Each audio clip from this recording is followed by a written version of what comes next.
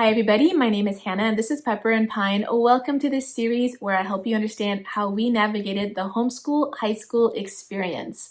Now we opted to exit our children out of high school early and go to community college, and there are a lot of pros and cons about this that I want to share with you, but if you want to know how we actually exited them out of high school early, I encourage you to check out the other videos in this playlist, and you can find the link to that playlist in the description box below.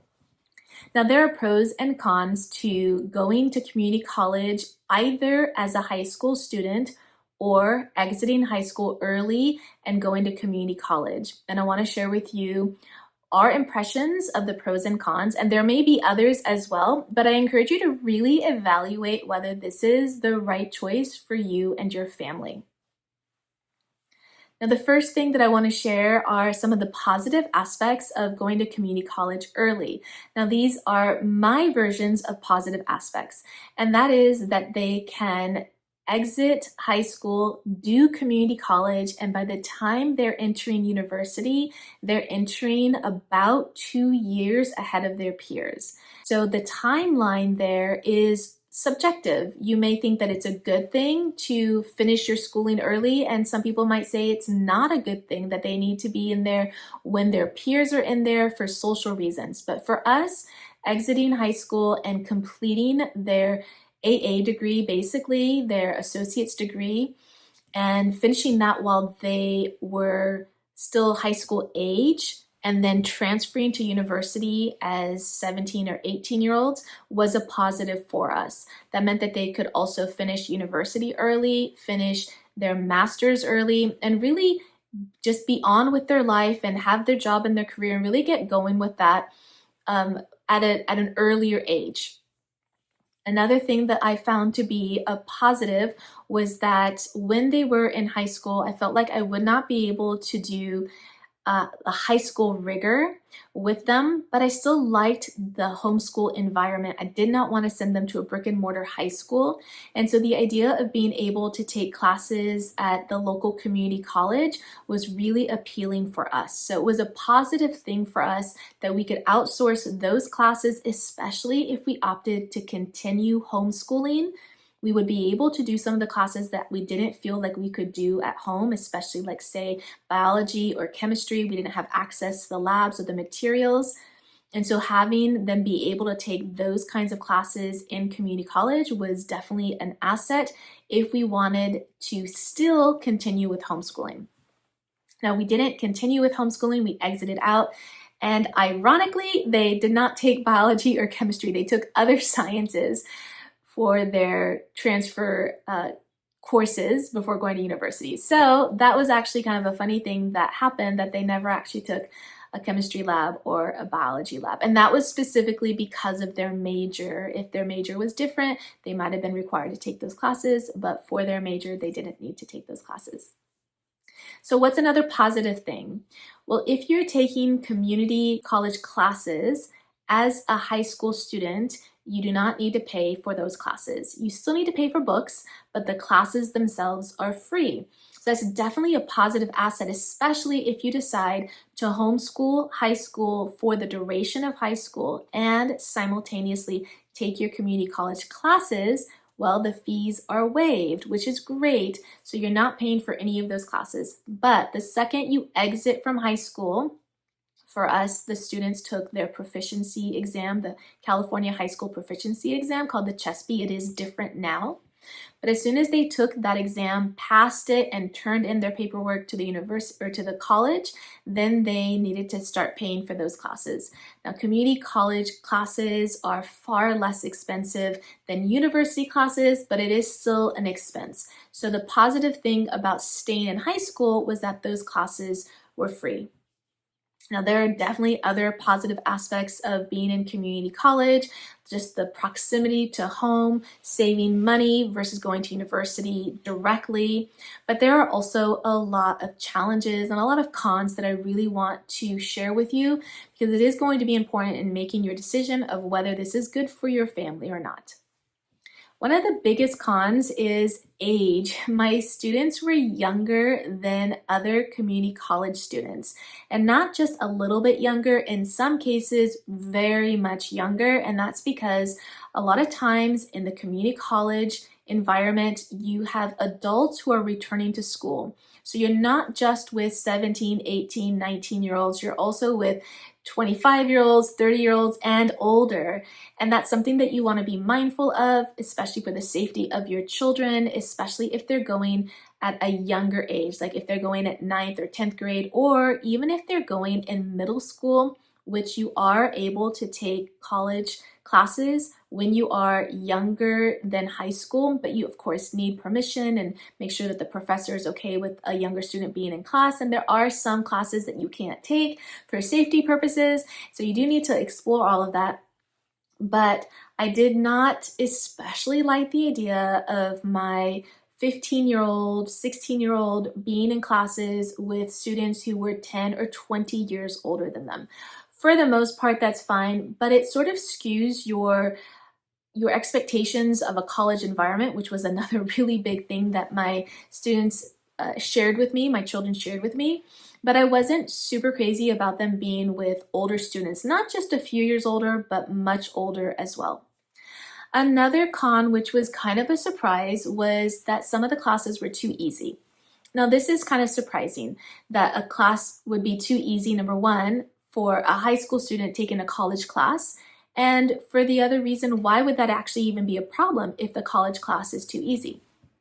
The reason why that was a problem was that for all of my children's lives, just part of the environment, there was this expectation about the difficulty of what college life was going to be like. And if they get there and the classes are not difficult, they're thinking, wait, like all this time you said it was going to be hard and it's really not that hard. They weren't thinking like, oh wow, I'm so clever, these classes are easy. They were thinking these classes are really not that hard. And granted, they were the basic classes, so they were easy. They were too easy.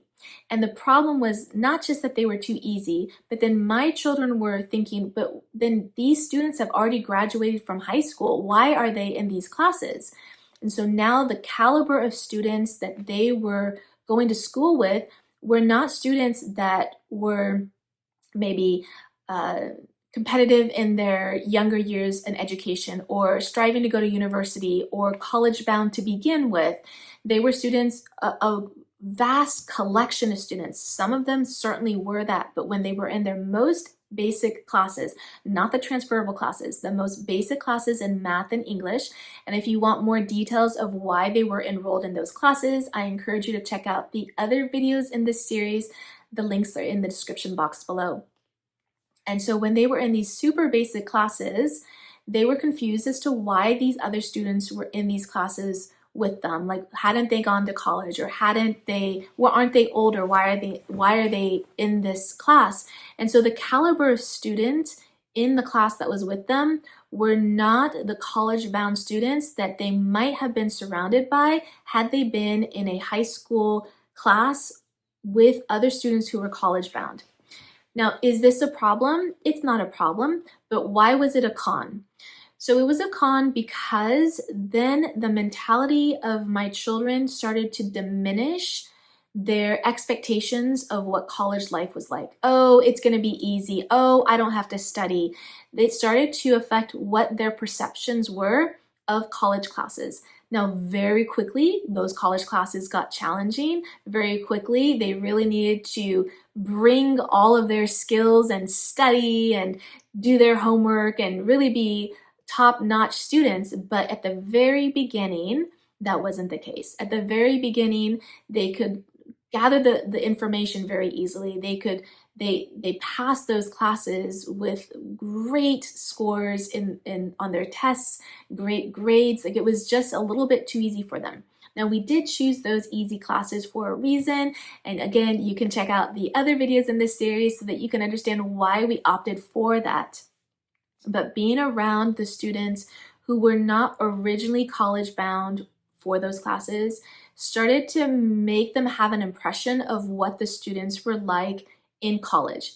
Now, this is really different to the rest of their community and their environment. Their cousins, their friends, everyone was very dedicated to their schoolwork. And children who were not homeschooled, who were in a school environment, understood how competitive it was in order to get into university.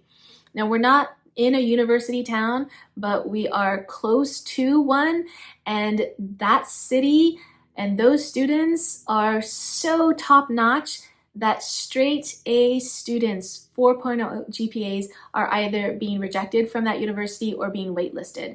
So the competition level, the caliber of students is very high at these high schools surrounding the university because they understand how challenging it is to get into university, and they are, many of them, college bound or university bound rather. So now we're looking at the students who are in community college. They are either ones who opted to go there to save money or for other reasons, or they did not get into university, or they're coming back to school after taking a break, or maybe they're adults. So you're looking at a different environment of students versus if my students were, say, 17 or 18, having just graduated from high school and going directly to university.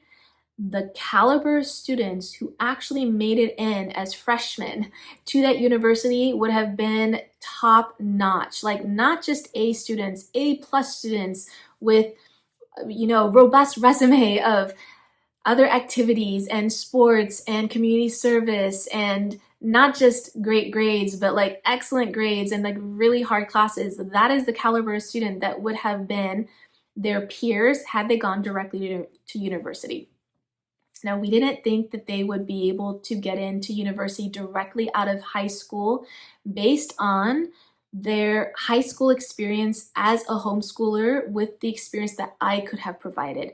I didn't think that was going to be possible based on the peers that they had who were in school, who were not getting into university with straight A's. We recognize you don't just need straight A's, you need above and beyond.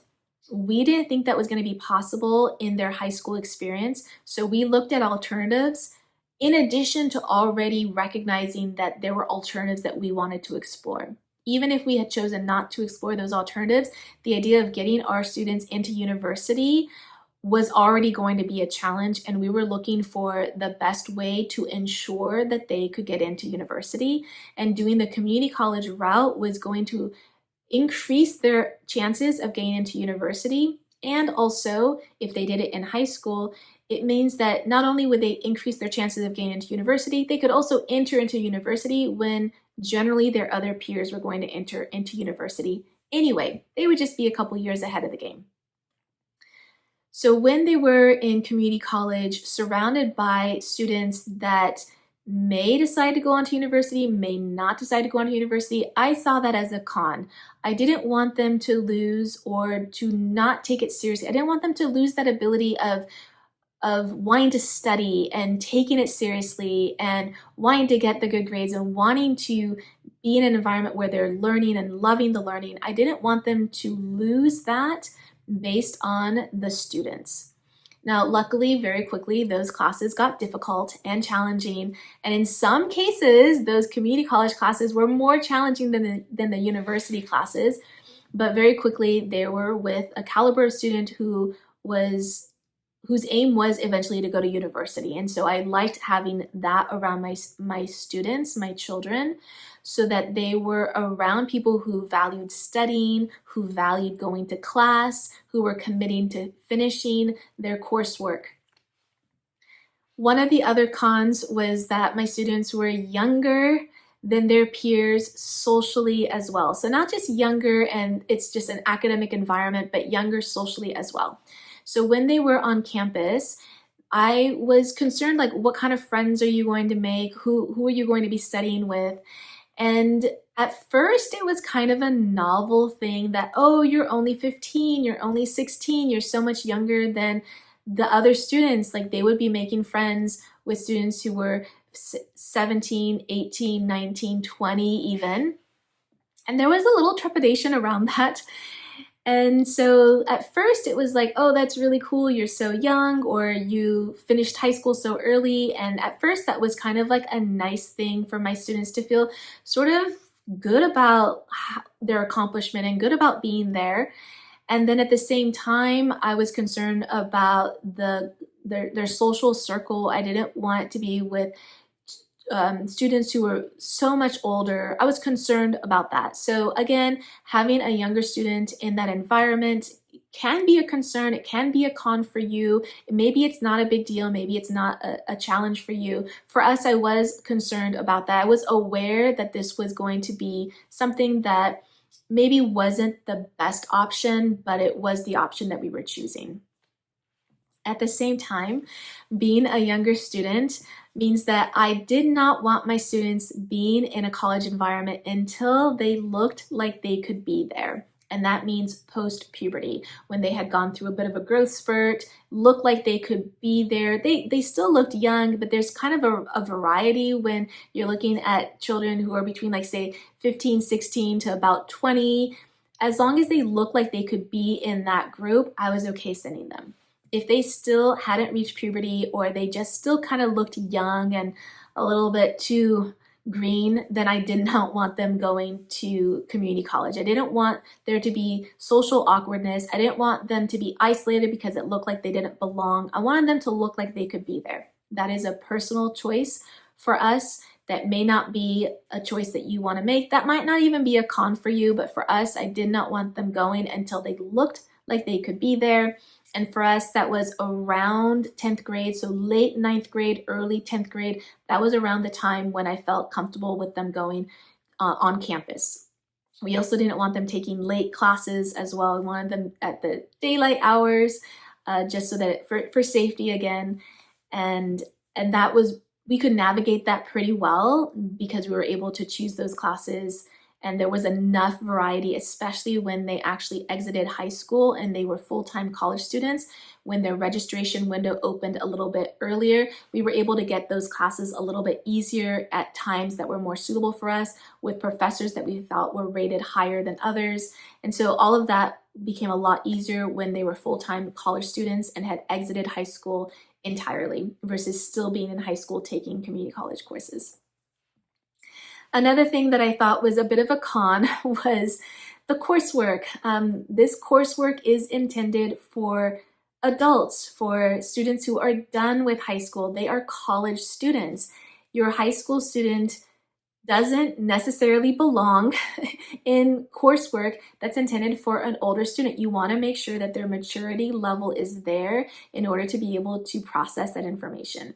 And there were some classes that I was just not happy with the information. As a religious family, I didn't like the portrayal of content that I didn't find suitable for not just a young student, but for any student. And this was primarily in English classes where I had a lot of issue with the content. But as a parent of a college student, there was nothing I could do about it. And those were classes that were required. So you can't complain to the teacher, you can't contact the teacher, you can't contact the college. Once your student is there, the student is responsible for all the communication and for going to classes. You cannot intervene. Even when your student is in high school, you cannot intervene. So there's a lot that you have to be very careful about when they're finally taking those courses, versus when they're still homeschooling at a younger age, or even when they're homeschooling in high school and you are still helping them organize their classes at a high school level. There's still a lot that you can do to communicate with teachers and professors in that environment. But as soon as they're in college, that's it. You're not allowed to be a part of that. Not even like the grades and everything. Your student has to be the one to communicate that with you, and also communicate their needs with the professor.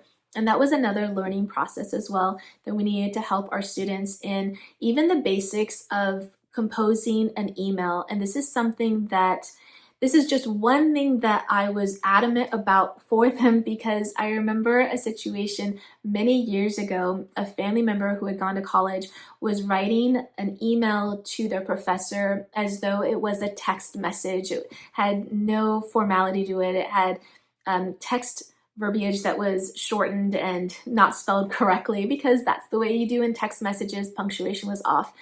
And I remember the parent of that student relaying this story to me when my students were really young. They must have been like early 2000s when they were still just starting to homeschool. And it just stuck with me. And so then I thought that when they got to the college level, that I wanted to teach them how to compose an email. And yes, it is a little bit more formal than what is necessary, but I'm okay with that. And I felt like it really was an asset for them to be able to compose a formal email. And of course, nowadays you can have a lot of resources online to help you do that.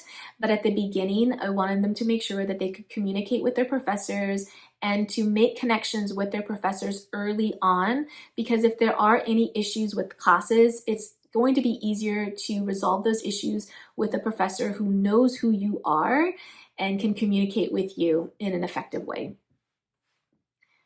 In addition to my students being young and having problems with the classes and being around older students, there were other things that I wasn't quite prepared for, and that was the on-campus groups. And so early on, you're going to find outside solicitors on campus, as well as campus clubs that are advertising for their groups. And you have to be a little bit selective about the groups that you're going to join.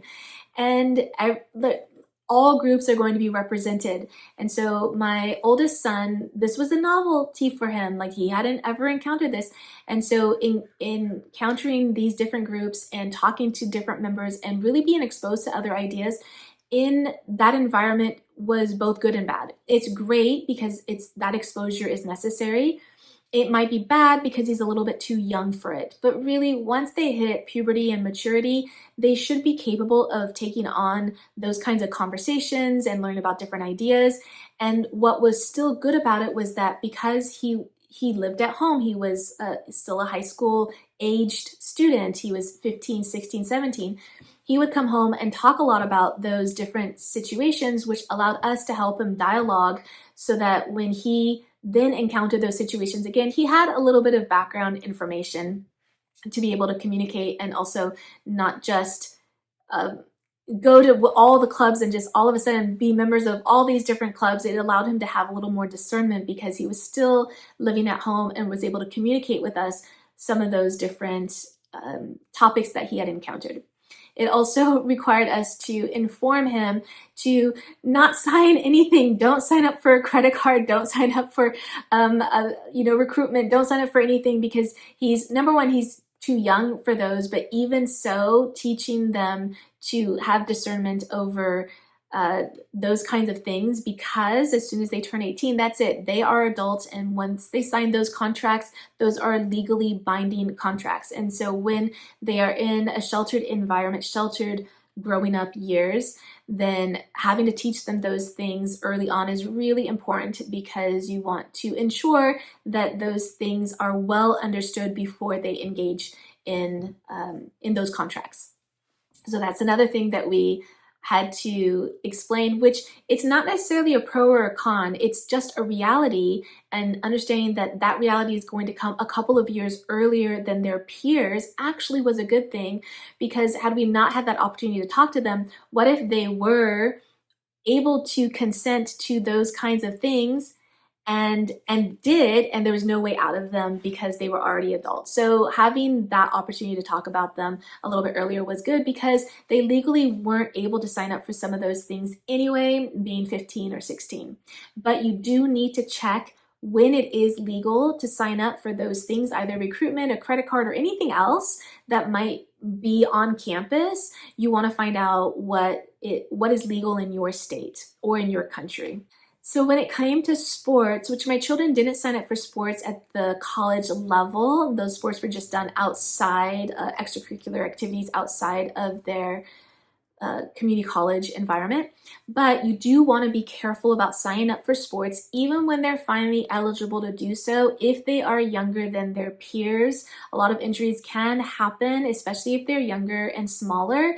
They may be younger but bigger. They might be fully grown but have, maybe reached puberty earlier, or they are bigger than their peers, and then that safety is maybe a little different for you. But that was another concern of ours. We didn't want them signing up for sports because we didn't want any kind of injuries, because they might have been like younger or smaller than the people who were doing those sports, because they would have been a little bit older. So that was another thing that we wanted to consider.